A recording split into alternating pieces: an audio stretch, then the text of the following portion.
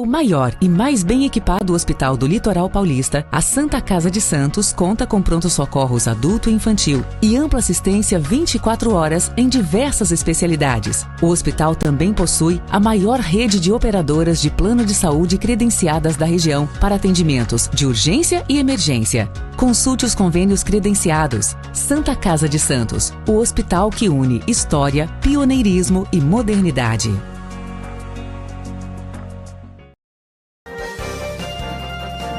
Começa agora Jornal em Foque. Apoio Santa Casa de Santos, cada dia mais completa.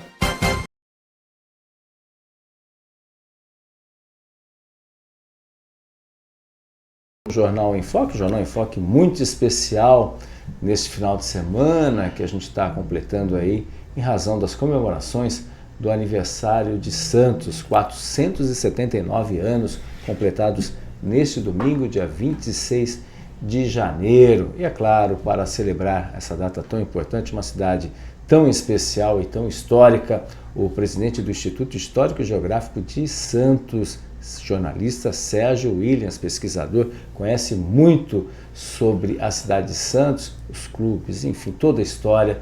Sérgio Williams é uma referência nesse sentido. Muito obrigado, Sérgio, pela sua presença novamente, falando de uma data tão especial como o aniversário da cidade de Santos. Primeiramente, obrigado, Fernando, mais uma vez aqui no Jornal em Foque, uma casa que eu cito como minha, né? Já estamos tanto tempo juntos, né? Exatamente. Já até cheguei a fazer o site do Boqueirão lá no passado, nos anos 90, né? É sempre um prazer. E falar do aniversário da cidade, né? 479 anos a partir da data da elevação à categoria de vila, embora a data correta não seja essa, mas conceitualmente, simbolicamente, a gente trata o 26 de janeiro como o aniversário do início de Santos enquanto uma civilização ali constituída, né? Porque era um povoado em Guaguaçu, depois passou a ser vila. E muitas histórias, né, ao longo desses 479 anos, uma pequena vila incrustada no litoral de São Paulo, que teve a primazia, né, teve a vantagem de conhecer muitas coisas primeiro do que muitos brasileiros, né? Santos, pela sua localização, por conta do seu porto, por conta de ter feito parte desse núcleo inicial da colonização no Brasil através da capitania de São Vicente. Então, Santos tem marcas importantíssimas, históricas, dentro da história do Brasil, e a gente tem que sempre celebrar esse aniversário como algo de muito orgulho. Eu acho que o santista tem que ter muito orgulho da sua história. É óbvio que a gente teve nossos problemas, como toda a família, né? Claro. Temos nossas crises, nossas brigas, mas as nossas glórias suplantam tudo isso, e é isso que a gente tem que trabalhar. Meu trabalho é sempre divulgar as histórias, sejam elas boas ou ruins, até para que a gente possa criar juízo de valores sobre a trajetória, poder compreender a evolução da cidade e compreender e fazer sentido, né? Às vezes a gente olha para um lugar e, quando sabe a história, fala assim, poxa, não é que agora faz sentido isso do jeito que você está me contando. Então é bastante salutar e importante que a gente possa compartilhar esse conhecimento todo. Exatamente. Você falou dos 479 anos, na realidade, a data em si, 26 de janeiro, muitas pessoas ainda fazem essa confusão, né? Isso, na realidade, foi um decreto, foi uma mudança que aconteceu no século passado, né? Sim, sim. No século passado, parece que foi ontem. É esquisito falar isso, né? Século passado. Exatamente, parece que foi ontem. E justamente as pessoas confundem muito, né? O porquê 26 de janeiro e esse número de 479 anos, né? E como Santos acabou se tornando o que é hoje, e você tem a cidade vizinha que está aí chegando aos 500 Quase anos. 500, sim. Aos 500 anos, chegando isso, São Vicente, e como houve uma mudança tão significativa em duas cidades tão vizinhas, tão próximas nesse sentido, porque, como você falou, as referências do passado se refletem hoje no presente e, é claro, no futuro. Sim.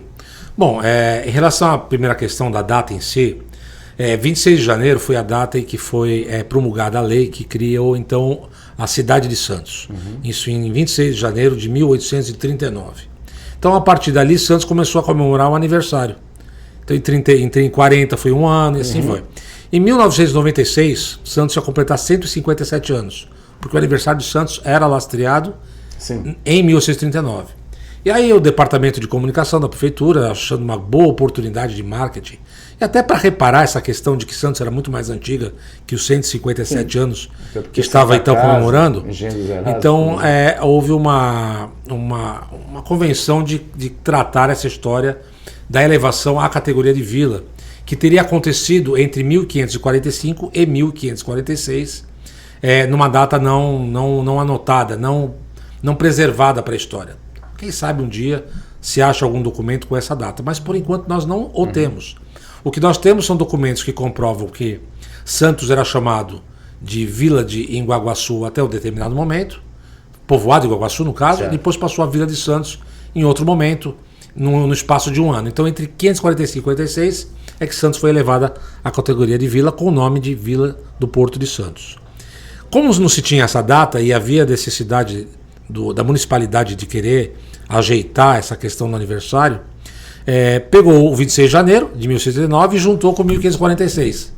Então aí deu os 450 anos que foi feita uma grande festa na cidade, foram feitas várias homenagens à cidade a partir de 450 anos em 1996. De lá para cá, então, a gente vem comemorando 450, 60, 70 e 80, e nós já estamos aí em 479. Ano que vem temos uma data importante, 480 anos. Então essa é a nossa matemática maluca. Em relação a São Vicente, há de se considerar um mergulho um pouco nessa história do passado. São Vicente, sim, foi o primeiro núcleo de povoação do Brasil. Martim Afonso de Souza, quando aqui chegou, já encontrou um povoado estabelecido ali na região da Biquinha, né, na região ali do Gonzaguinha. Já existia um povoado. Então, para ele, era muito mais fácil estabelecer as bases da colonização, onde já tinha uma certa estrutura, tinha até uma casa de pedra, além das casas de taipa e tal. E foi mais fácil para ele estabelecer então a primeira vila do Brasil ali, porque já existia uma estrutura de edificações, né? Mesmo que seja informal, ocupadas por degredados e traficantes de escravos indígenas, mas era uma estrutura.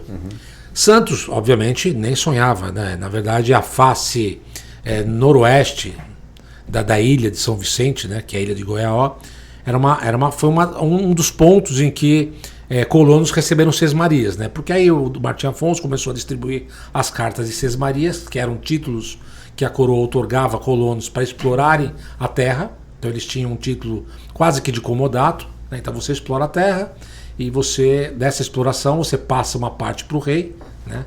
E uma parte é para a subsistência e para o seu enriquecimento, vamos dizer assim.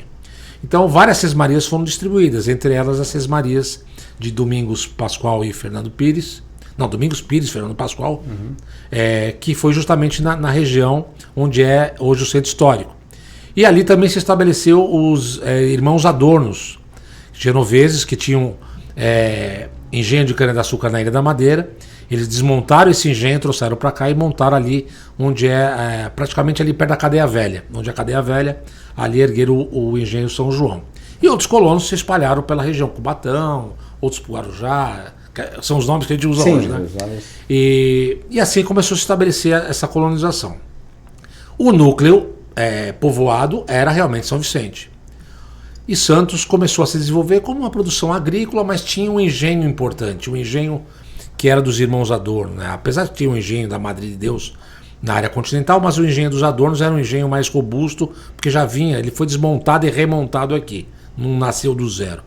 E também tinha o engenho ali no São Jorge, do Rio São Jorge, que era o engenho do Trato ou do governador, que pertencia ao Martim Afonso de Souza, mas o Martim Afonso de Souza acabou vendendo para um comerciante da Bélgica, de Antuérpia, chamado Erasmus Schultz. E aí passou a ser engenho dos Erasmus, e é o único que sobreviveu em termos de ruínas ainda. Ele está aí. Embora há ruínas também do engenho da Madre de Deus, lá na área continental, no meio da mata, ainda existem essas ruínas também. E são pouco exploradas. Nada exploradas, praticamente nada exploradas. Bom, por que São Vicente acabou não tendo uma ascensão de desenvolvimento em detrimento de Santos?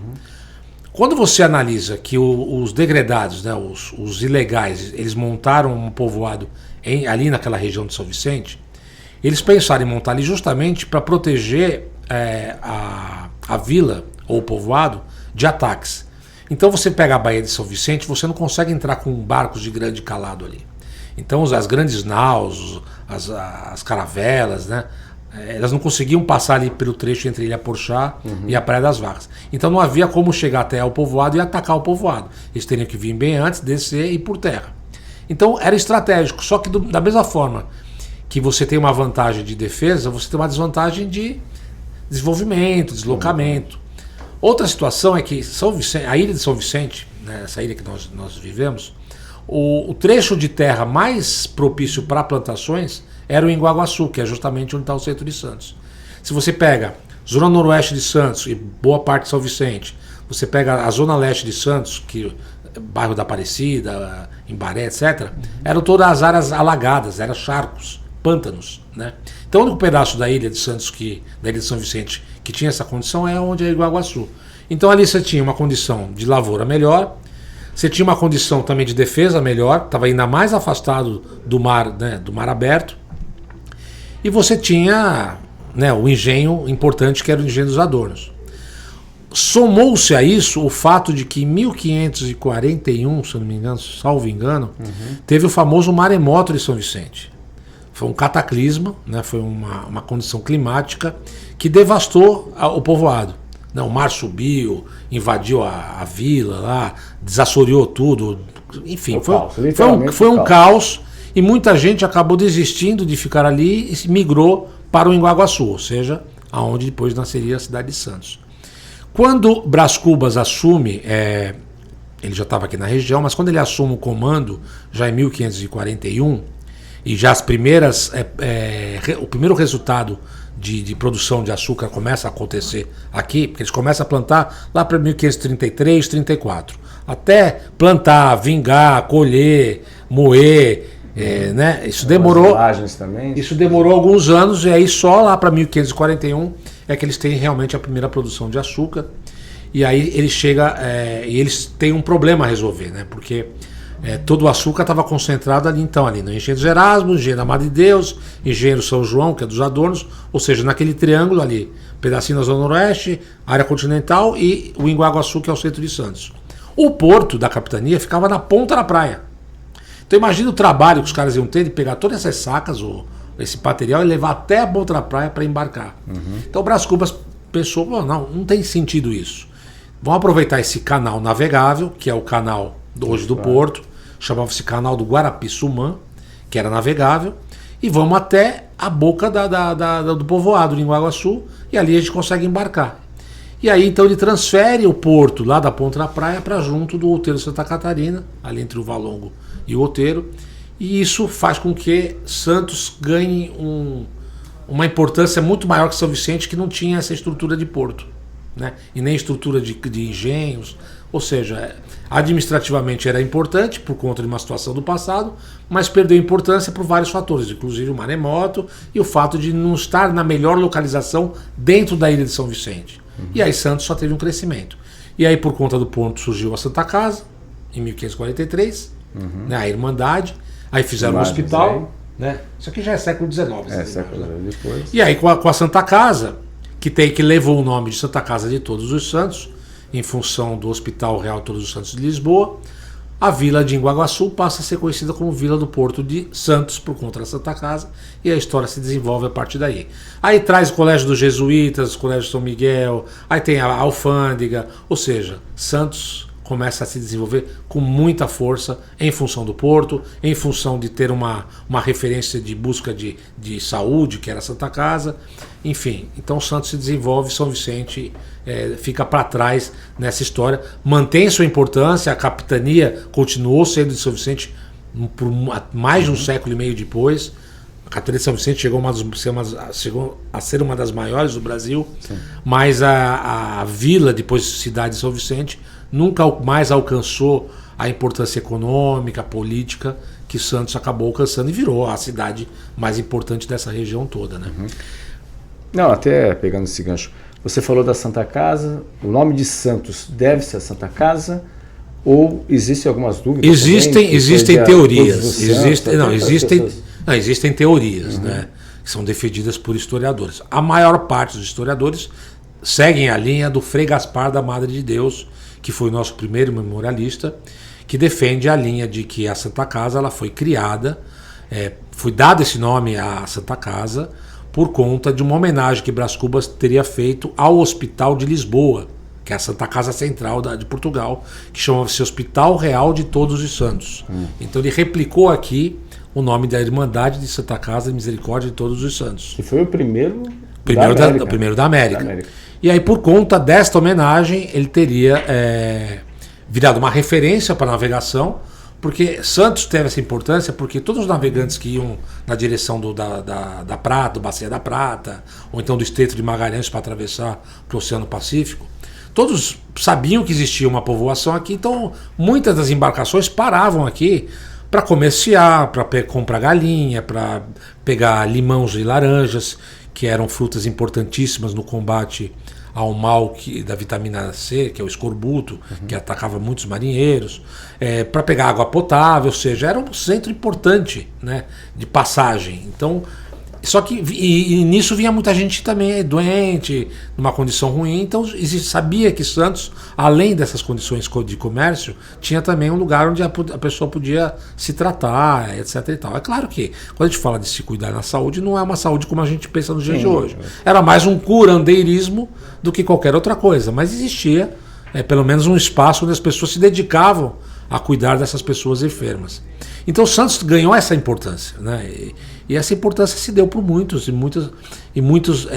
décadas. Santos começou a perder a importância, não só Santos, mas como toda a parte sul do Brasil, né, da América Portuguesa, quando Portugal resolveu investir mesmo forte na questão da cana-de-açúcar, e o Nordeste começou a pontuar como um lugar muito mais vantajoso para a coroa, por questões geográficas, porque obviamente o Nordeste é mais próximo da Europa. Sim. Mas poxa, é que hoje em dia a gente pensa em avião, a diferença é só de 2-3 horas. Mas na época, imagina, um navio, são semanas, dias, até meses de viagem, e para um produto que às vezes é perecível, como o açúcar é um produto perecível, como qualquer fruta, tal. Para o Brasil não, porque para o Brasil era feito para extração de tinta. Mas eram produtos que, obviamente, era muito mais vantagem você pegar do Nordeste do que da região Sudeste. Então essa região Sudeste ela começou a perder importância do ponto de vista econômico para o Reino de Portugal. Mas não podia perder o ponto de vista estratégico político, porque aqui era o final do Tratado de Tordesilhas, ou seja, é aquela divisão entre Espanha e Portugal, então era importante manter as pessoas vinculadas a essa região. E depois, quando começou também a explorar os minérios das Minas Gerais, de Goiás, o ouro, mais o ouro e as pedras preciosas, embora a prata fosse muito mais valiosa naquela época do que o ouro, porque com a prata eles podiam fazer muitas coisas, mas essa importância dos minerais também manteve um núcleo muito forte aqui na região Sudeste, mas notadamente muito inferior ao Nordeste. O Nordeste era assim a cereja do bolo do Brasil nessa época. Essa situação só começa a se reverter no finalzinho do século XVIII, quando surge então um produto totalmente novo que mudaria a história do Brasil, chamado café. Com o café que veio do Pará, né, começou no Pará, depois veio para o Rio de Janeiro, começaram a plantar ali na Serra da Arara, tá, e foi alastrando para o Vale do Paraíba. E aí, quando veio a família real para o Brasil em 1808, isso se intensificou, esse investimento no café. Quando o café chega a São Paulo, no Vale do Paraíba, e eles veem que é muito mais vantajoso escoar esse café por São Paulo do que pelo Rio de Janeiro, então eles veem que o Porto de Santos era uma grande alternativa para o escoamento da grande riqueza brasileira, que era o café, o ouro verde, e isso muda completamente a história do Sudeste brasileiro, né? Porque a cana-de-açúcar já não tinha mais aquela força toda, até porque outros países do mundo também já conseguiam vender açúcar, nas Antilhas, por exemplo, na América Central todinha.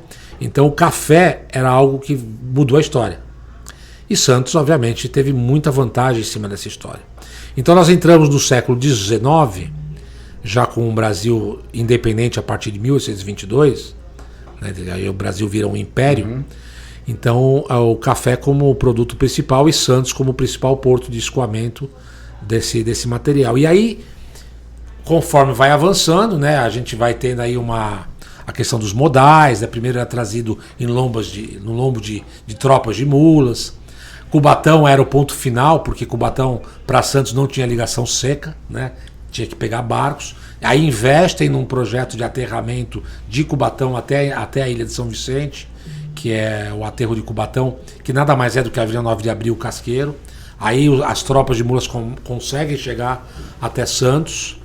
E a partir de mais ou menos 1850 eles percebem que há necessidade de se ter um modal mais moderno. Já a ferrovia surge da Europa e aí eles investem fortemente na ferrovia no Brasil, primeiro no Rio de Janeiro, depois começam a fazer a famosa São Paulo Railway, que é inaugurada em 1867, e aí a história dá um salto absurdo, e aí muitas coisas acontecem a partir daí. Lembrando que só havia Santos e São Vicente, né? Depois tem aí também, né? Hoje as cidades que a gente entende tem que considerar isso no contexto, obviamente, histórico. Enfim, muita informação relevante. Se a gente vai com um rápido intervalo comercial e voltaremos no segundo bloco do Jornal em Foque, aí já na metade do século XIX, tá bom? Até lá. Estamos apresentando o Jornal em Foque.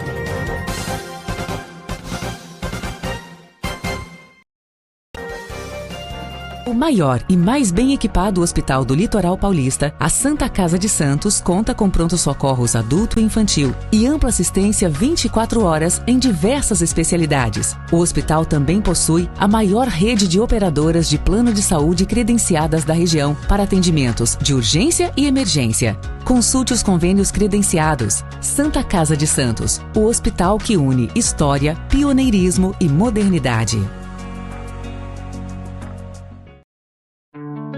By Zaf Prime.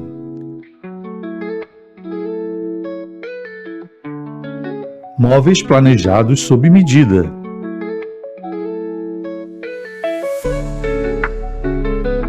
Beleza e praticidade para sua casa. Móveis que valorizam todos os espaços. Solicite um orçamento sem compromisso. Pagamento facilitado. Atendimento em todas as cidades da Baixada Santista.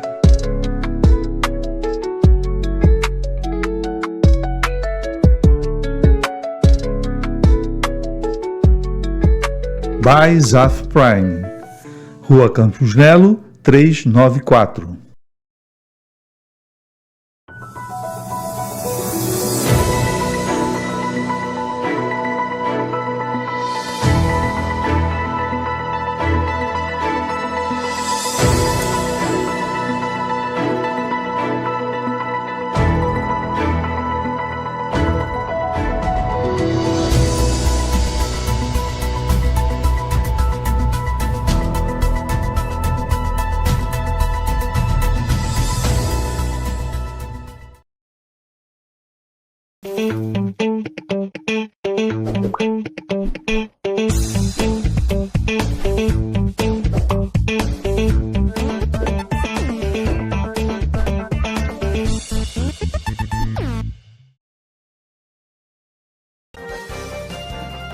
Voltamos a apresentar Jornal em Foque.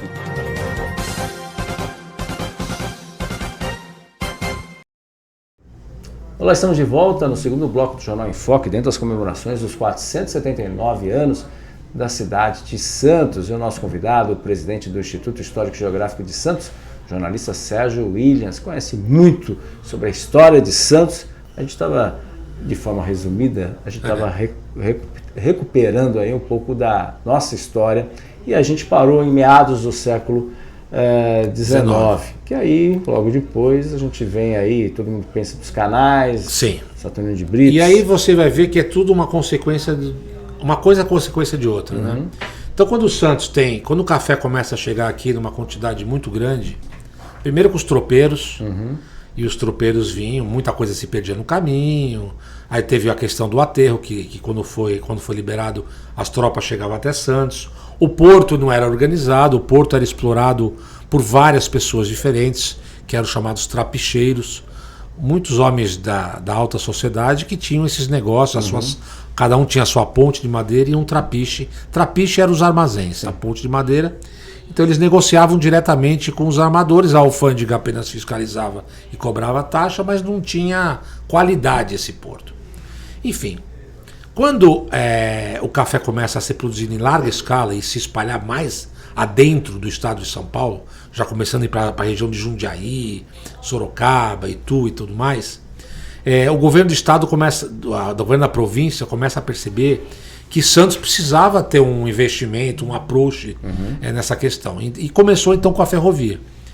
Investiram, né, consórcios privados, investiram na ferrovia, formado por ingleses, no caso, a São Paulo Railway, e a ferrovia então ela é inaugurada em 1867. Foi bom? Foi ótimo, só que deu um efeito colateral. Por quê? A quantidade de café que chegava do interior no lombo de burros era uma. Na hora que a ferrovia inaugura, ela quintuplica. Sim. E aí você tem uma estrutura do porto, que já era ruim, uma estrutura da cidade, que já não era tão grande, e começa a chegar 5 vezes mais produto, virou um problema, porque você não conseguia escoar esse produto. E aí você perdia muito, estragava. E isso começou a preocupar os cafeicultores, os grandes barões do café. Assim, caramba, eu produzo café em larga escala, mando para cá e eu perco um terço. Funil. Eu perco um terço por conta de falta de logística, etc. e tal. Então, Desculpe, mas parecido com o que está acontecendo com o sistema Anchieta Imigrantes, que você só tem... Que até hoje o nosso maior gargalo é esse vai e vem, né? Então, a gente precisa até compreender isso, Exatamente. Né? Quer dizer, é uma lição que já deveríamos ter aprendido. Exatamente. E até hoje não aprendemos. 2031 é o que dizem que vai ter. Enfim, aí que acontece? Os grandes barões do café, então, começam a pressionar o governo imperial de que precisava tomar algumas medidas em relação ao Porto de Santos. Esses cafeicultores se reúnem e formam, então, uma associação chamada Associação Comercial de Santos, em 1870. Liderada pelo então Visconde do Vergueiro e o Barão do Imbaré. Eram as duas figuras mais importantes desse consórcio, dessa sociedade. E aí eles começam a pressionar o governo para que o Porto de Santos tivesse um investimento. O governo não queria investir do próprio bolso, não tinha recurso, aquela coisa toda. Então, mais uma vez, usou da concessão pública, né, para terceiros privados explorarem. Tentou uma vez, não deu certo, tentou 2 vezes, não deu certo. Na terceira, a partir de 1888, então um consórcio formado por vários empresários, liderados por Cândido Grafé e Eduardo Guinle. Então eles vencem essa concessão e criam então a Companhia Docas de Santos. Primeira tarefa deles, resolver a questão com os trapicheiros. Imagina que você tem toda uma região explorada por um monte de aventureiro, os caras ganham dinheiro a rodo e os caras sabem que do dia à noite vai acabar a mamata. É um rolo, porque era o Império estava ordenando, porque é área de marinha, pré-mar. Vocês têm que sair, para quem vai explorar agora é esses caras, porque eles legalmente obtiveram essa concessão. Então tivemos alguns anos de problema, tivemos até uma guerra dos trapicheiros, guerras jurídicas, porque eles estavam perdendo dinheiro, enfim, mas isso acabou se resolvendo. Então o consórcio... A história se repete, né, muitas vezes. Aí o consórcio começa a construir o porto em 1892, então finalmente inaugurado o primeiro trecho de Cais de Pedra, com o embarque do Nasmith, um navio inglês. E aí começa a história do Porto de Santos. Aí algumas imagens. Ó, essa parte aí, ó, por exemplo, aí já está começando a fazer o cais, né? Então esses trilhos eram os trilhos que levavam as pedras para fazer o cais de pedra. E essas pontes de madeira eram ainda os trapicheiros que ganhavam dinheiro aí fazendo os embarques e desembarques de mercadorias. Isso aí é na região do Valongo, mais ou menos? Essa imagem é por volta de 1865. Olha. Né? Então ainda tem talvez um pouco mais, 1870. Então ainda tinha muito investimento a ser feito aí, né, pela frente. E aí o porto começa lamaçal. O porto começa a se desenvolver, né, a partir daí, e aí é aquilo que a gente conhece, né? Então desenvolve até o Paquetá, depois do Paquetá até o Cais de Outeirinhos, numa grande projeto de engenharia, que foi o aterro de uma boa parte de mar, né, que existia ali. Aliás, foi o que ajudou muito o Porto de Santos a se desenvolver. E a cidade, então, começou assim, e conseguir escoar essa mercadoria, esse café, com mais qualidade, com mais volume, com mais velocidade. Já tinha uma ferrovia, tinha um porto organizado. E aí Santos vive, então, uma disparidade, 2 momentos. Né? Nesse primeiro momento, final do século XIX, quando o porto ainda está... Imagina, assim, o porto crescendo, se desenvolvendo, ferrovia. O que significa tudo isso? Emprego. que significa emprego. Se uma cidade não tem mão de obra, pessoas vindo de fora para trabalhar, né, nesses postos de trabalho. Essas pessoas vêm em levas e levas e levas e levas. A cidade não está, a cidade que eu digo, o município, né, a municipalidade não estava preparada para receber essas pessoas. Elas começam a ocupar cortiços, as leitos dos rios, as encostas dos morros, e aí começa o quê? A poluição, saúde, lixo, porque assim, as pessoas produzem lixo.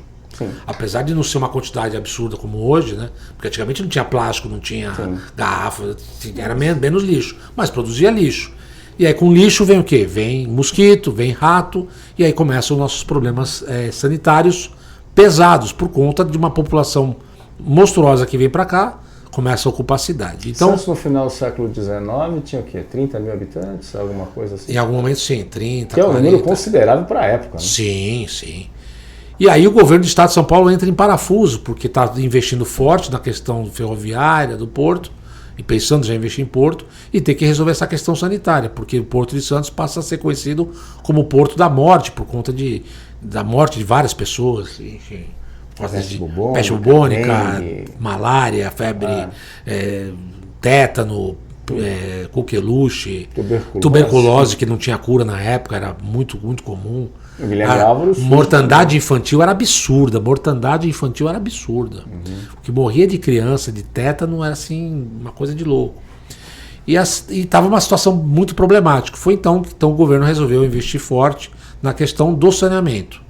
E aí Santos vive também, em paralelo ao desenvolvimento do porto, vive uma questão de reflorescimento por conta do saneamento básico. Começou com o porto-riquenho Estevão Fuertes, depois já no século XX, 1905 mais ou menos, quando chega Saturnino de Brito e começa a comandar esse grande projeto de saneamento da cidade, que não só saneou a cidade de Santos. Quando a gente fala cidade de Santos, a gente está falando do centro histórico. Lá era a cidade de Santos. Sim.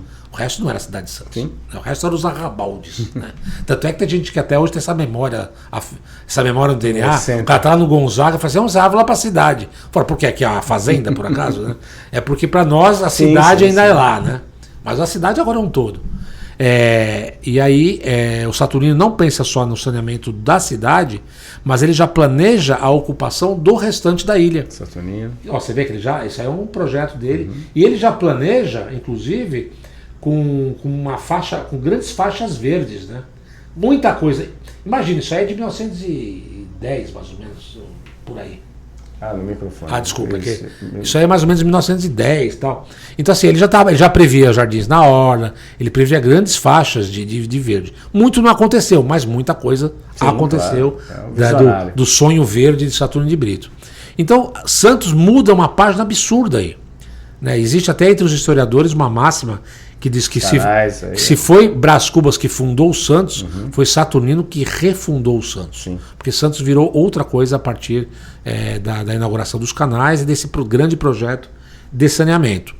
Então Santos, quando você pega mais ou menos 1912, 1913, Santos é uma cidade pujante, economicamente, arquitetonicamente, de saúde, de qualidade. Era uma cidade que rivalizava com as melhores cidades europeias. Né? Claro, tivemos problema na gripe espanhola em 1918, mas isso foi mundial, foi uma pandemia, né? Não teve como escapar. Aliás, morreu praticamente 1/3 da cidade de Santos na época. Mas foi uma epidemia, uma pandemia, que no caso nosso é uma epidemia local, que foi muito rápida. Em 5, 6 meses, começo, meio e fim. No Covid nós demorou muito mais. Por que demorou muito menos em 1918? Porque lá teve a questão do rebanho. Todo mundo pegou, logo de cara. Porque não tinha. Foi muito rápido. Então morreu muita gente, mas todo mundo já criou os anticorpos aí rapidamente. Né? Mas na década de 20, aí quando passa de 18 e tal, década de 20 foi a década de ouro, não só do mundo, mas principalmente de Santos. Né? Porque Santos era uma cidade linda, Bolsa do Café, Praça da Independência, os jardins, né? Começou o início dos jardins aí bem timidamente, grandes hotéis na faixa da praia, Hotel Internacional, Hotel Parque Balneário. Então Santos era uma cidade pujante. A primeira bomba de gasolina instalada ali em Santos, a primeira bomba na América do Sul, instalada em 1919. Então Santos é uma cidade muito, muito forte. Aí veio, obviamente, a queda da Bolsa de Nova York em 1929, que quebrou também a questão do café, né? O café foi lá para o fundo, mas esses reflexos não foram logo em 29, demorou um pouco, o que trouxe a década de 30 uma década de muita crise, né? E aí nós tivemos questões políticas também adventas dessa questão da Bolsa de Nova York, porque teve o golpe no Brasil de 30, quando Getúlio ascendeu ao poder, quebrando então a dinâmica do café com leite, dos paulistas e mineiros, e você vê que coincidentemente é após, justamente quando o Brasil entra em crise junto com o mundo inteiro por conta da crise de 29. E obviamente Getúlio Vargas veio com um discurso populista, do trabalhador, que foi muito parecido com o discurso de Mussolini na Itália, de Adolf Hitler na Alemanha, embora não a Itália, mas a Alemanha vivia algo muito diferente do Brasil, porque a Alemanha vivia uma crise absurda no pós-Primeira Guerra Mundial, então lá o discurso foi outro, mas o Brasil também tinha as suas dificuldades, não tão grandes, mas foram dificuldades que conduziram o Getúlio a um clamor popular e levou ele a isso aí. Aí depois veio a Revolução de 32, quando os paulistas se insurgiram, Santos uma participação bastante presente nisso, depois estourou a Segunda Guerra Mundial. Com a Segunda Guerra Mundial, o Santos sofreu bastante, porque o porto praticamente ficou paralisado por muitos anos. Inclusive, todos os planejamentos da Companhia Docas de evolução do porto se paralisaram ali, nos anos 40. Só foram retomados a partir dos anos 50, com Macuco, Saboó e o outro lado do canal, né, que é o terminal Conceiçãozinha e, no caso, a margem direita. E aí a nossa evolução a partir daí foi isso. E a expulsão, uma curiosidade, a expulsão de japoneses é algo na história que não está tão... Sim, durante a Segunda Guerra nós tivemos muitos aqui. Nós tínhamos muitos japoneses, italianos, mas os japoneses sofreram bem mais, né? Os japoneses foram colocados em comboios de trem e expulsos da cidade. Em um dia, né? Tiveram 24 horas para sair da cidade. Eles foram expulsos. Aquela área da Aparecida, Ponta da Praia. Muitos foram para campos de concentração no interior, como alemães foram para campos de concentração, italianos foram para campos de concentração. Obviamente não eram campos de concentração como os da Alemanha, que tinham o princípio de matar. Né? Aqui eram campos de concentrar para concentrar os caras ali, né? Como se fossem prisioneiros, entre aspas, de guerra. Né? Mas foi um capítulo muito triste da história da cidade, essa expulsão injusta desses japoneses todos, de italianos, etc. e tal. E tem outras peculiaridades muito interessantes também dessa história da Segunda Guerra, como o navio Induc, que veio fugido quando logo estourou a Segunda Guerra em 39, em outubro. Ele estava na África do Sul e eles não queriam ser apresados pelos britânicos, eles fugiram para a América do Sul. A ideia era ir para a Argentina, mas não deu tempo, então eles vieram para Santos. Só que eles, com medo de serem pegos em Santos, ou no meio do caminho, eles mudaram o nome do navio de Induc para Santos Maru, trocaram a bandeira da Alemanha por uma japonesa, ou seja, eles entraram no porto disfarçados de navio japonês. E o interessante é que o Santos Maru que existia, ele tinha saído do Porto de Santos 2 semanas antes. Quando os caras viram o Santos Maru, falaram, estranho, pô, os caras saíram daqui há 2 semanas, que aconteceu alguma coisa? Falaram, não, mas tem mais uma coisa esquisita. Esse navio tem 3 chaminés, o Santos Maru só tem 2. E aí quando o cara subiu a bordo achando que ia achar um monte de japonês, viu um monte de loiro de olho azul. Falei, que é isso? O que está acontecendo aqui? É a história incrível do Induc, que ficou preso no Porto de Santos. Primeiro como asilo político, né, porque o Brasil não tinha declaração de guerra contra a Alemanha. E depois que declarou guerra, o Induc então foi entregue para os americanos. Né? Os americanos falaram assim, entrega para a gente. E essa história do Induc é interessante, porque um dos marinheiros do Induc veio morar na cidade e fez aquele bar, o Heinz.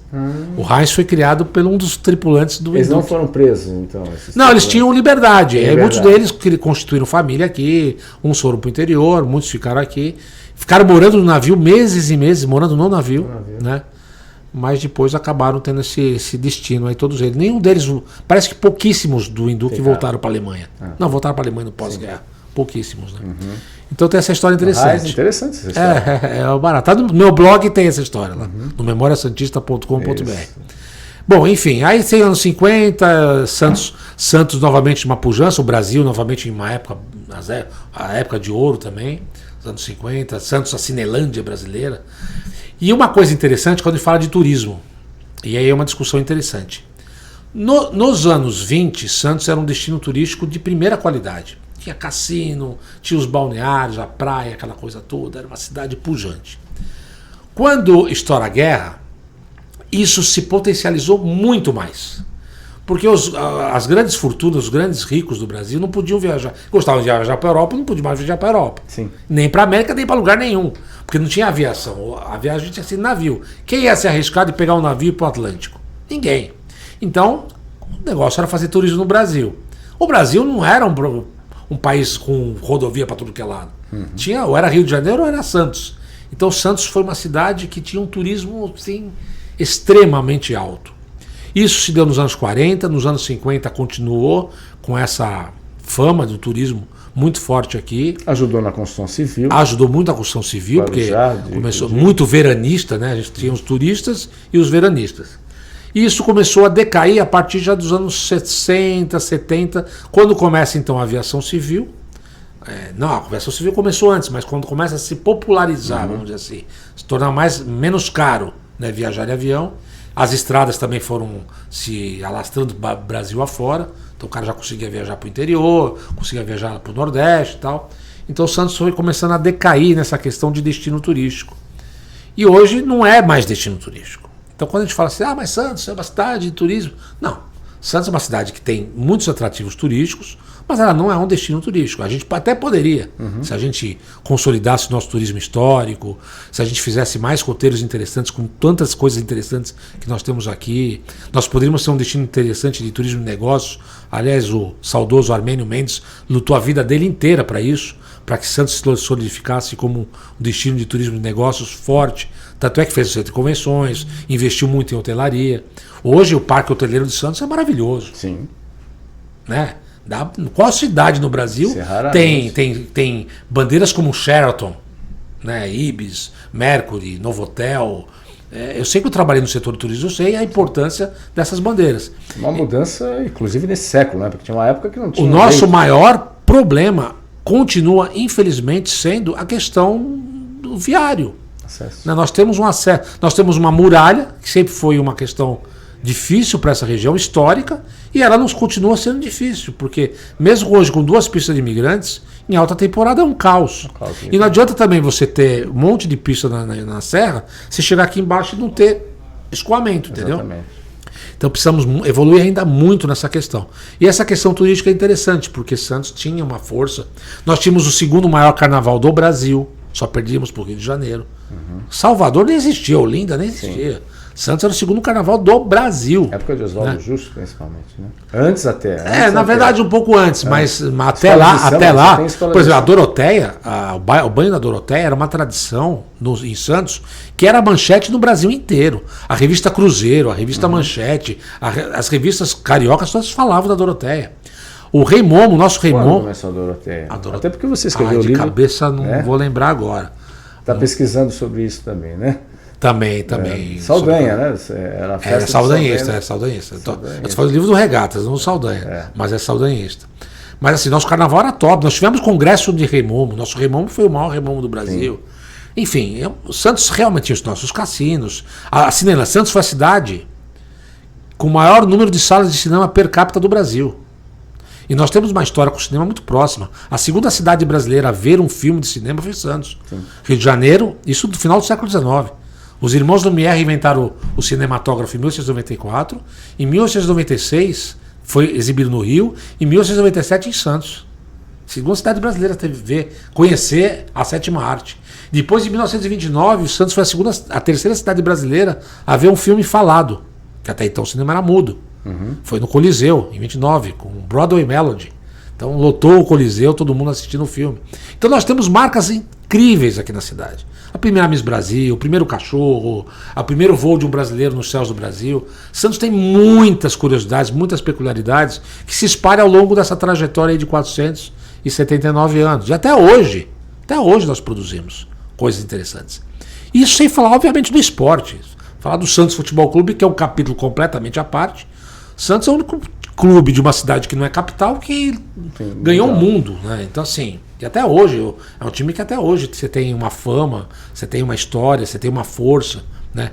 E nós temos outras coisas. O surf nasceu aqui, o remo nasceu, parte do remo nasceu aqui. Comemorado o dia do surf agora, nessa última terça. A tatuagem no Brasil começou aqui com o Lucky, Né? Tanto é que o dia do tatuador é o dia do nascimento do Lucky, que começou em Santos, nos anos 60, o primeiro lugar que teve tatuagem no Brasil. Então olha só quanta coisa bacana nós temos. Escolas de samba também, temos escolas que... Nós temos a X9 de Santos, foi que inspirou o X9 em São Paulo, né, também. E, cara, na educação, é muita coisa. Por isso que eu tenho um blog lá que eu abasteço. E, cara, até hoje eu me surpreendo com coisas interessantes, né? Outro dia eu publiquei a história da primeira mulher chofer da história de Santos, foi em 1914. E foi uma das primeiras do Brasil também, né? E também temos coisas assim dos tempos modernos. Eu nem sabia, por exemplo, a voz da Siri ou do Google, uma voz feminina, é a mulher santista. Né? Então você olha quanta coisa curiosa, né? Sim, tem. Até hoje a gente produz coisas curiosas e acho que nós temos esse grande repositório, esse grande patrimônio imaterial que é a nossa história, que a gente tem que celebrar, comemorar o dia 26 de janeiro como um dia importante para todo santista refletir e se orgulhar, né? Se orgulhar da cidade. Exatamente. Sem contar a área das artes, por exemplo, também, que o potencial que temos aí de nomes aí, nem La Torraca fala. Sim, na música temos o Charlie Brown, temos a Lenny Everson, que foi um dos maiores nomes da música internacional, amiga pessoal de Elvis Presley, santista. Né? Nas artes tem o Sérgio Mamberti, tem o Oscar Magrini, nem La Torraca. Cara, tanta gente que se eu fosse falar aqui Gilberto Mendes na música, tá Serafim Gonzalez, outro grande ator também, santista. Exatamente. Isso estou falando na área cultural. Se você for nas artes plásticas, nós temos lá o Mário Gruber, nós temos o Frei Jesuíno no Monte Carmelo, que foi uma das maiores expressões do barroco do século XVIII, santista, negro, escravo. Né? Nós temos o Tebas, o primeiro arquiteto negro da história do Brasil, santista também, escravo, que, nossa, fez vários projetos na capital, em São Paulo, de cantaria de pedra, que era a especialidade dele. Cara, nós temos, olha, é muita coisa. Você fala do José Bonifácio, os irmãos Andrade. Se eu for falar do Zé Bonifácio, o único brasileiro que tem uma estátua nos Estados Unidos, em Paris. Fala de Alexandre de Gusmão, o homem que foi um dos maiores diplomatas, autor do Tratado de Madrid, que quebrou o Tratado de Tordesilhas. Quando eu fui a Paris, eu fiz questão de ir na Embaixada do Brasil em Paris. Os dois primeiros bustos da entrada da Embaixada, sabe quem são? Alexandre de Gusmão e José Bonifácio. Os dois santistas. Na Embaixada, os primeiros bustos da Embaixada de Paris. Fora o Bartolomeu de Gusmão, o homem que inventou a navegabilidade aérea, né, o grande precursor da navegação. Se hoje o homem voa de foguete, lá atrás teve esse santista que conceitualizou tudo. Tá? É um cara equiparado ao cara que descobriu a gravidade, né, o Isaac Newton. Então, assim, Santos é um celeiro de histórias. Brás Cubas, um dos primeiros bandeirantes. Né? O primeiro a descobrir ouro no Brasil, e tantas histórias que o Brás Cubas também protagonizou. Cara, é muita coisa. Então, assim, temos sim que nos orgulhar. Nova York? O Zé Bonifácio, Nova York, né? na Praça Bryanton Park, do coração de Nova York. Então, assim, é muito importante que a gente conheça as histórias, porque, assim, a gente só pode valorizar a história se a gente conhecer ela. Exatamente. Então, se você vê o monumento público todo pichado, quebrado, se você não souber a importância da pessoa retratada ou do fato retratado, você não vai cobrar ninguém. Manda arrumar. Não, deixa, tá quebrado. Ninguém sei para que serve essa porcaria. Exatamente. Então é complicado. Seu passado não tem condição de avaliar nada. Então, às vezes, você, por exemplo, lembra quando caiu o prédio na Rua Goiás, lá, que hoje está o colégio lá?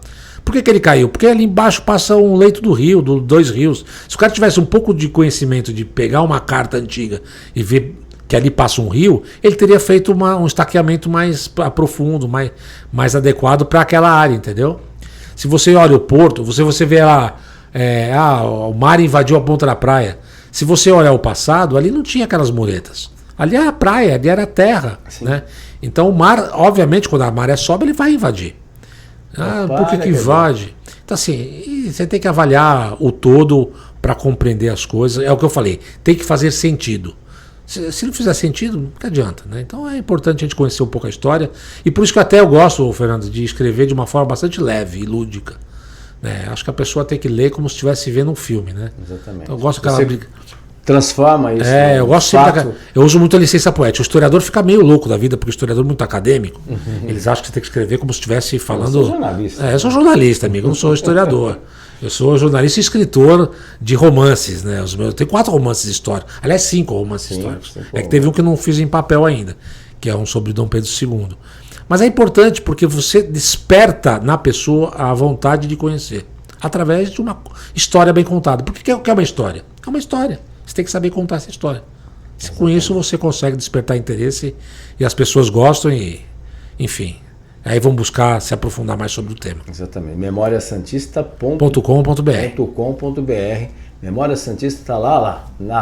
Felipe Brandão já, Tá até lá. já colocou lá, memoriasantista.com.br. Espaço importante. Se a gente vai para um rápido intervalo, voltaremos para os projetos, é claro, né? Livros para 2025 e, é claro, também o trabalho do Instituto Histórico e Geográfico de Santos aí faz um papel brilhante para contar e relembrar a história da cidade. Estamos apresentando o Jornal em Foco.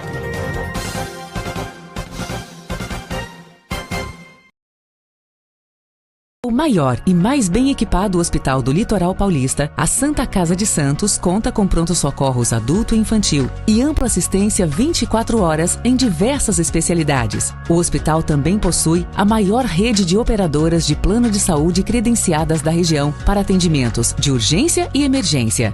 Consulte os convênios credenciados. Santa Casa de Santos, o hospital que une história, pioneirismo e modernidade. By Zaf Prime.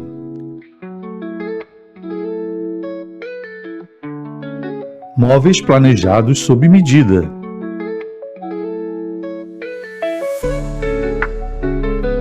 Beleza e praticidade para sua casa. Móveis que valorizam todos os espaços. Solicite um orçamento sem compromisso. Pagamento facilitado. Atendimento em todas as cidades da Baixada Santista.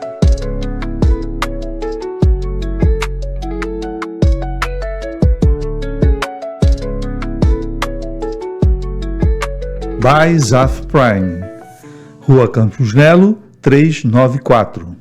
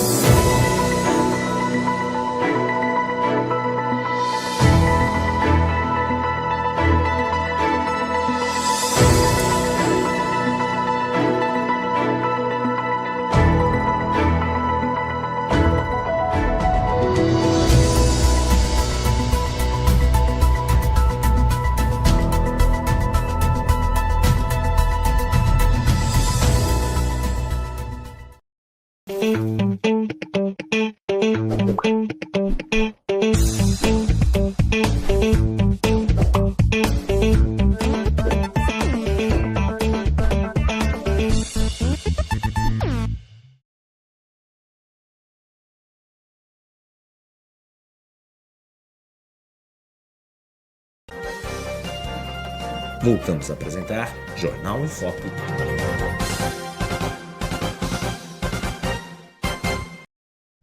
Olá, estamos de volta no último bloco do Jornal em Foco. Jornal em Foco muito especial, comemoração ao aniversário de Santos, 479 anos, a cidade de Santos, parabéns. Santos, parabéns a todos os santistas, santistas nascidos, santistas apaixonados, que visitam a nossa cidade. Você que está nos acompanhando também, muito obrigado pela sua audiência. Nosso convidado, o presidente do Instituto Histórico e Geográfico de Santos, o Sérgio Williams, jornalista, que tem muita história, está dando uma aula aqui. Você que não conhece, assista o programa, vai conhecer detalhes sobre a cidade de Santos, a história da cidade de Santos.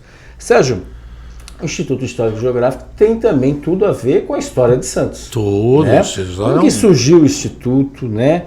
O trabalho que vocês realizam hoje de resgate da história, e eu sei, a gente sabe da tua luta muito grande, que tanta riqueza e a gente não tem um espaço específico. Você tem vários pontos, mas específico que reúna toda essa riqueza e história da cidade, que é o Museu da Cidade de Santos, né? Você é um batalhador, um lutador em relação a isso também.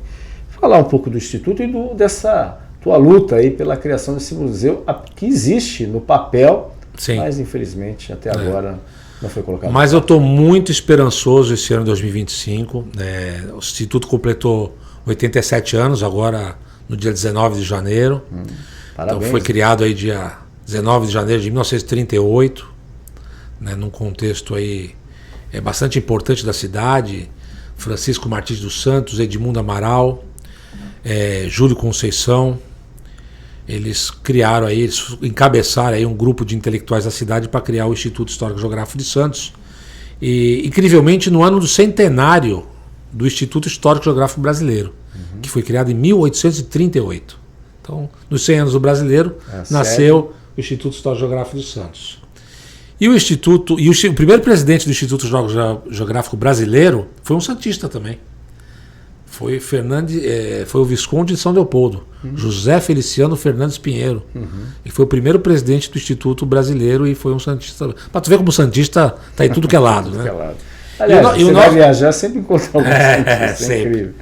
E o Instituto está, graças a Deus, de vento em popa. O ano passado, nós publicamos 2 livros, né, o livro do Porto e o livro dos 130 anos da Tribuna, que era algo que o Instituto já não fazia há muitos anos. Na verdade, a última vez que nós publicamos alguma coisa foi em 2010 com os almanaques, que eu também tive o privilégio de ser o editor não só do Almanaque de Santos, mas também do Almanaque Santista, que é uma coleção em 12 fascículos sobre a história de Santos.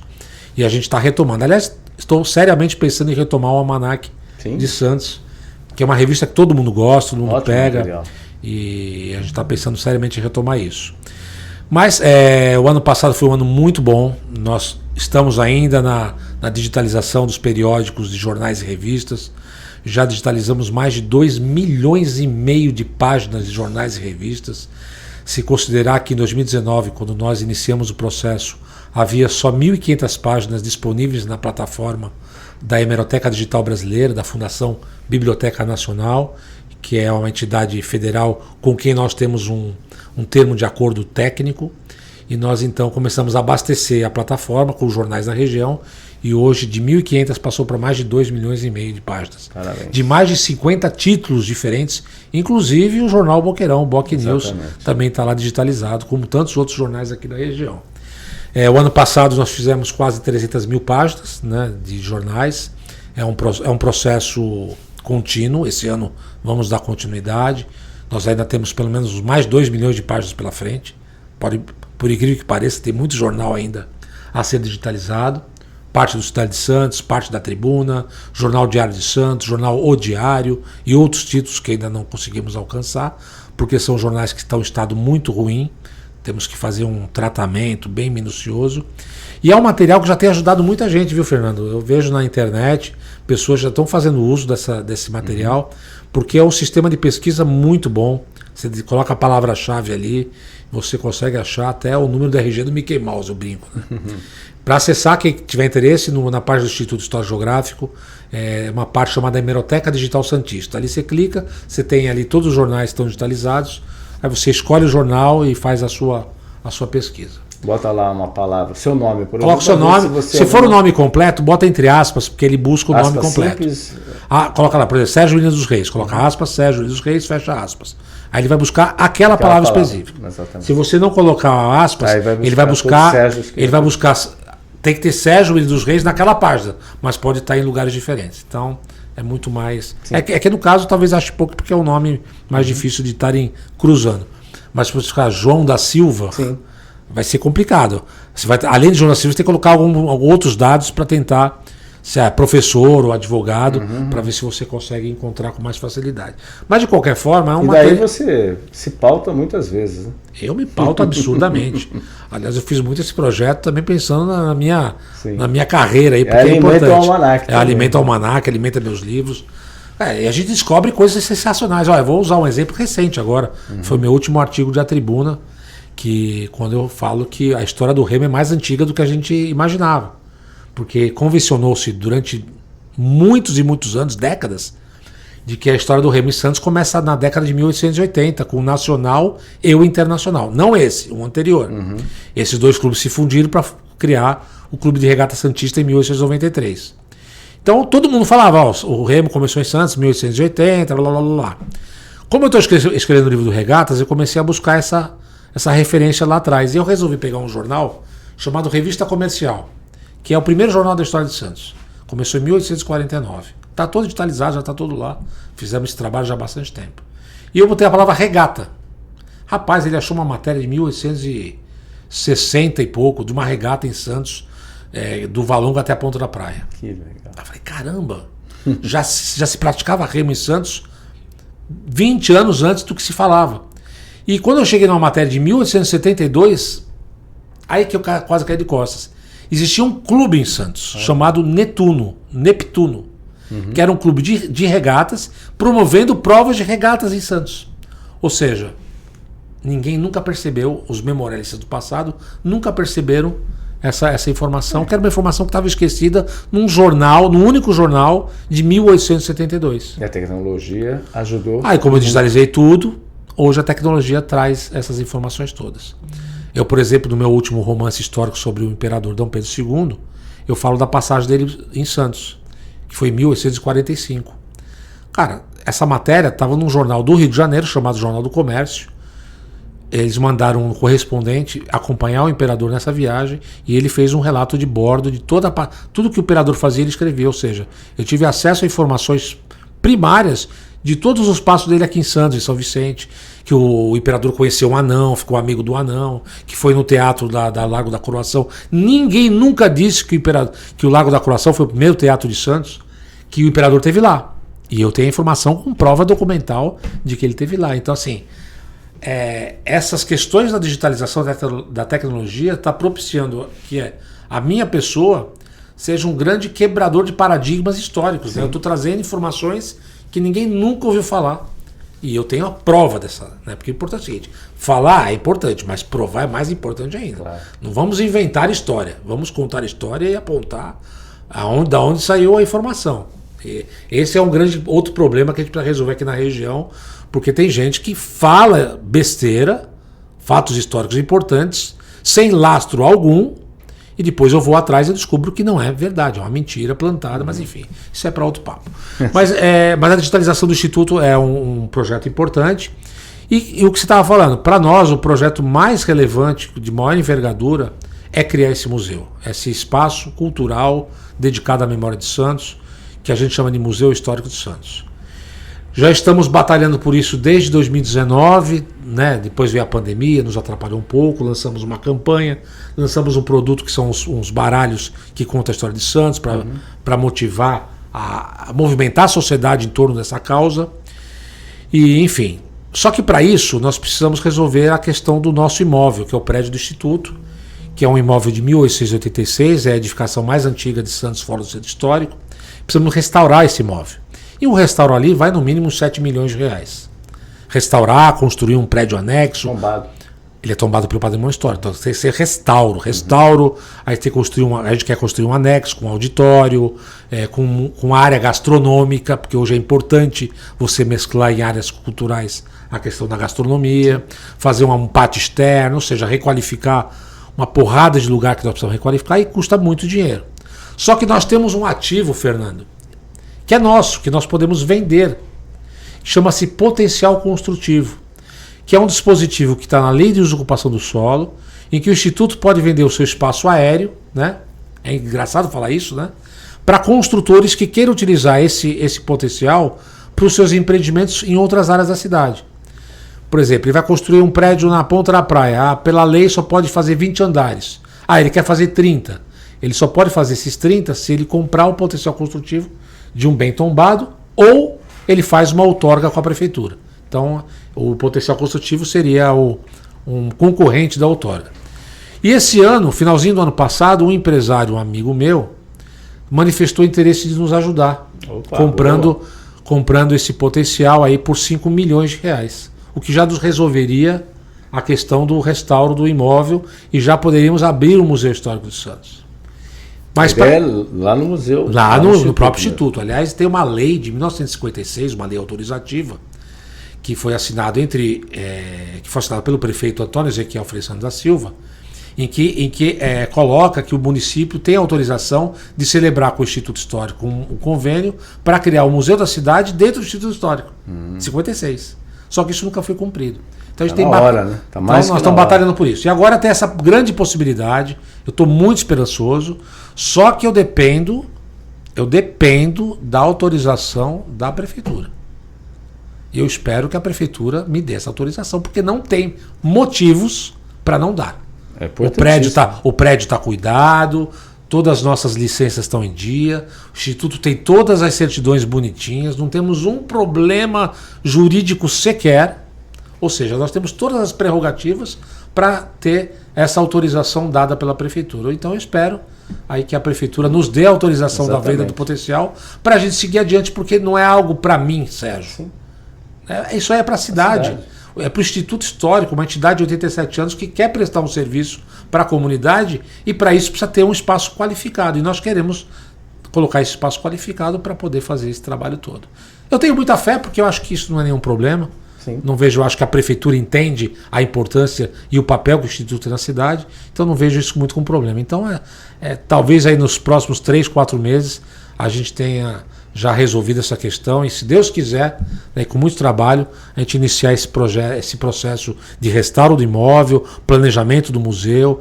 Nós já temos agora um piano, fazendo eventos musicais, enfim, estamos aí. Acabei de fazer uma pintura externa da casa, até para mostrar para a sociedade que nós não estamos aqui como aventureiros, nós queremos realmente avançar, e esse pode ser o grande salto do Instituto. Se Deus quiser, vai ser essa negociação com esse grande empresário que é um grande amigo, e tenho certeza que vai ser bastante legal para a cidade toda. Ótimo, e conte com a gente aí, porque é importante, volto a dizer, aqui o Jornal Enfoque, o grupo Enfoque de Comunicação, BOC News, sempre tem essa preocupação de divulgar a nossa cidade, né? E a gente retoma também a importância do papel do jornalismo, é isso que a gente trabalha aqui, a gente faz isso aqui, porque todo o estudo, todo o trabalho que você está feito é porque alguém lá atrás relatou de alguma maneira, talvez, claro, com as características que se entende hoje como jornalismo, mas naquele momento era o retrato. Então, como o jornalismo é importante para a história e como a história é importante para o jornalismo. Sim, você só consegue desenvolver qualquer narrativa com subsídios, né? Então, e a imprensa tem um papel fundamental. E o importante para qualquer jornalista que for fazer algum levantamento histórico, historiador, é que quando a imprensa ela é plural, melhor ainda, porque você vai ter várias faces, às vezes, da mesma matéria. Se você pega, por exemplo, século XIX, existiam jornais monarquistas e jornais republicanos. Obviamente o republicano não falava mal da monarquia falava mal da república. Então, se você pega uma notícia no prisma de um monarquista, ela vai ter uma conotação. No prisma do republicano vai ter outra. Então cabe a você ler as duas, fazer um juízo de valor e trazer uma narrativa sua própria. Exatamente. E aí isso faz parte desse composto de informações que lá na frente outras pessoas também vão utilizar. Então, assim, o papel da imprensa é fundamental, e esse trabalho que a gente desenvolve de trazer à luz toda essa carga monstruosa de informação é o que está propiciando a gente ter releituras sobre a história de Santos. Perfeito. Acabando. Mais livros, né? Olha, o ano passado foi um ano... Aliás, até o vice-presidente Geraldo Alckmin já recebeu. Eu recebi aqui uma fotografia, o livro do Porto de Santos. O nosso querido Anderson Pomini, presidente da autoridade portuária, presenteou o nosso vice-presidente da República, Geraldo Alckmin, com um fascículo, uma edição do livro do Porto de Santos. Então, assim, um trabalho que a gente tem um orgulho enorme de fazer e levado para todo mundo, né? Independente de ser vice-presidente ou não, o importante é que todos possam receber esse material. O ano passado foi um ano bastante atípico para mim, pessoalmente. Eu lancei 6 livros, né? Lancei 6 livros, o do Vasco da Gama, Tribuna, Sociedade Humanitária. 6 livros, não para, hein? O livro da FENAMAR, da Federação Nacional de Agências Marítimas, Santa Casa e Porto de Santos. 6 obras literárias. Vice-presidente, Geraldo Alckmin, com o presidente nosso querido Pomini aí, todo elegante Pomini, olha o seu terno azul claro. Livro do Sérgio Williams, parabéns. Livro lá do Instituto Histórico, que a gente acabou desenvolvendo. Então foi um ano bastante atípico, né? Porque calhou de tudo culminar no lançamento dessas obras. Para 2025 já tenho na agulha aí o livro do Clube de Regata Santista, provavelmente para 20 de abril. E o livro do Grupo Mendes, que também é um livro muito interessante, que conta aí a trajetória dessa empresa, uma empresa bastante presente na história de Santos, que foi capitaneada aí pelo nosso querido e saudoso Armênio Mendes, um homem de extrema visão, e cavando espaços para poder produzir novas obras, né? Porque até agora, meu amigo, eu vivo disso, né? Eu pago meus boletos em casa escrevendo livro. Então, por favor, quem quiser que eu faça um livro, estou à disposição, porque é o que eu faço hoje da vida. 2025, datas redondas assim, tem alguma coisa específica que você lembra, assim, só de curiosidade? Não, de bate-pronto agora... Mas enfim, o que não falta são assuntos aí. Mas com certeza, se eu for caçar, vou achar muita coisa. Muita coisa. Sérgio, muito obrigado pela tua presença. É sempre um prazer, uma aula aqui. Espero que os nossos internautas e telespectadores também tenham gostado, porque você realmente é um cara que, como jornalista, que você sempre fala, você não é um historiador, você é um jornalista que gosta da história. Sim, sou um memorialista, né? Exatamente. Então, obrigado pelo espaço mais uma vez, é sempre muito gostoso poder falar com vocês e para quem nos assiste, quem nos ouve. E o Instituto História Geográfica está de portas abertas para quem quiser, principalmente na parte da tarde, né? A gente quer até receber um pouco mais de recurso para abrir o dia inteiro, mas por enquanto o recurso nos permite abrir apenas na parte da tarde. Mas quem quiser conhecer nosso acervo, o casarão está bonito, agora nós vamos tentar fazer a requalificação do piso, fazer um jardim de orquídeas em homenagem a Júlio Conceição. E é isso aí, porque para trás é que se anda. Para trás não, para frente é que se anda. Né? Para trás, é que eu olho para trás porque eu só olho o passado para poder contar a história.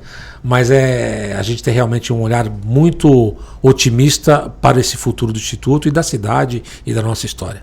Ficamos na torcida e obviamente, conte com a gente, que a gente tem um carinho muito especial pela essa questão.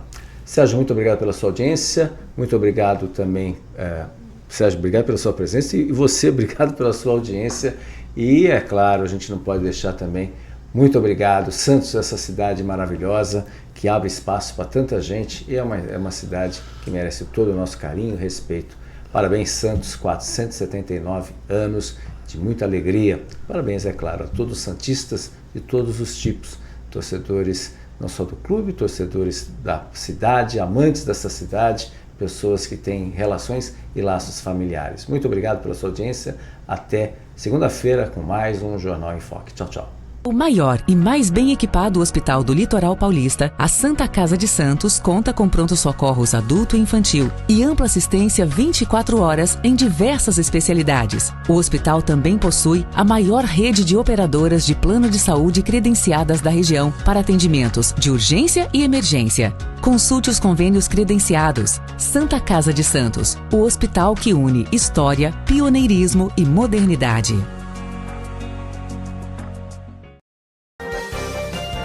Você conferiu Jornal em Foque. Apoio Santa Casa de Santos, cada dia mais completa.